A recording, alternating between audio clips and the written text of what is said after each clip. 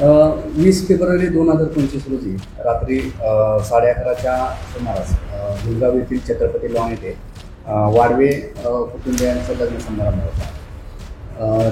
त्याचे जे फिर्यादी आहेत त्याच्या बहिणीचं त्या ठिकाणी लग्न होतं. त्या ठिकाणी या जो आत्ता पाहिजे असलेला आरोपी जो आहे हा त्या ठिकाणी गेला होता. त्याचंही नाव मृत्यू दीपक वाडवे आहे. हा शिरगाव बरोबरचा रेकॉर्डवरील आरोपी आहे. हा त्याच्या मित्रासह साथीदारांसह लग्न कार्यक्रमासाठी गेला होता. त्या ठिकाणी जाऊन त्यांनी लग्न समारंभामध्ये जे मुलीकडचे नातेवाईक आहेत त्यांना शिवीगाळी त्या ठिकाणी करू लागला. शिवीगाळी करत असताना जो त्याची फिर्यादी आहे त्याच्या बहिणीचं लग्न होतं आणि त्याचा मित्र विहांग रंगारी हा त्याला समजावण्यासाठी गेला होता की बाबा या ठिकाणी कुठला गोंधळ घालू नको, कार्यक्रम आहे आणि निघून जाण्यासाठी त्यांनी सांगितलं. परंतु ते काय ऐकण्याच्या मनस्थितीमध्ये नव्हते. त्यांनी सर्वांनी मिळून त्या ठिकाणी रंगारी याच्यावर हल्ला करून चाकूने त्याला जखमी केलेलं होतं, गंभीर जखमी केलं होतं आणि त्याच्यात तो मयत झालेला होता. त्याच्यामध्ये आपण टोटल एकूण 10 आरोपी होते.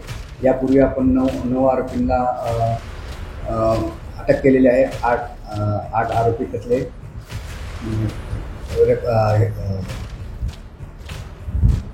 अटक केलेली आहे आणि एक त्यातला जो जुवेनाईल होता त्याला जुवेनाईल कोर्टासमोर आपण हजर केला.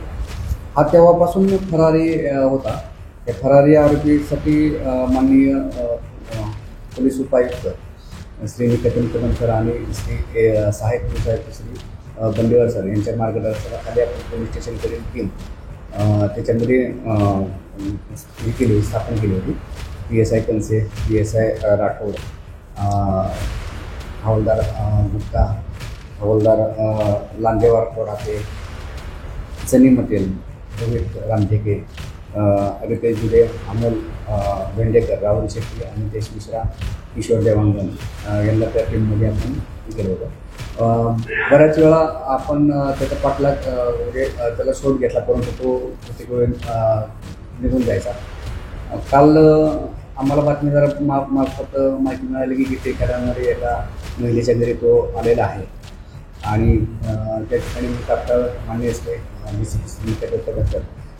यांच्या आदेशाने सहाय्यक आयुक्त श्री बंडेवार सर यांच्या मार्गदर्शनाखाली त्या ठिकाणी टीम पाठवून त्या आरोपीला आपण ताब्यामध्ये घेतलेला आहे. त्याची पोलीस कस्टडी आपल्याला 5 तारखेपर्यंत मिळालेली आहे. हो, शरीरावरचे बरेचसे गुन्हे त्याच्यावरती आहेत. त्याला आपण नवीन कायद्यानुसार 111(2) हे कलम हे लावलेलं आहे. संघटित गुन्हे तयार करून त्याचे गुन्हे केले आहेत.